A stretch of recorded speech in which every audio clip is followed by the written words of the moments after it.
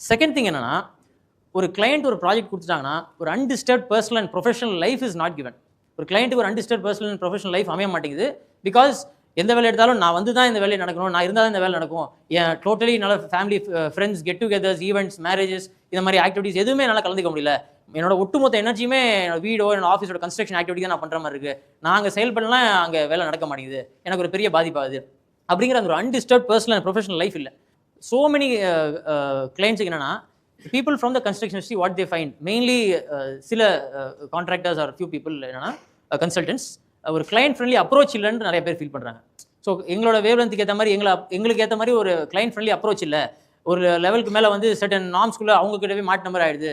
So we are not able to alter anything, we are not able to change anything, எங்களோட aspirations அதில் fully it is not மெட். ஒரு அக்ரிமெண்ட்டுக்குள்ளே போயிட்டு after that ஒரு certain காம்ப்ரமைஸோட தான் நாங்கள் வெளியே வர மாதிரி இருக்குது அப்படின்னு ஒரு client friendly approach இல்லாமல் இருக்குது.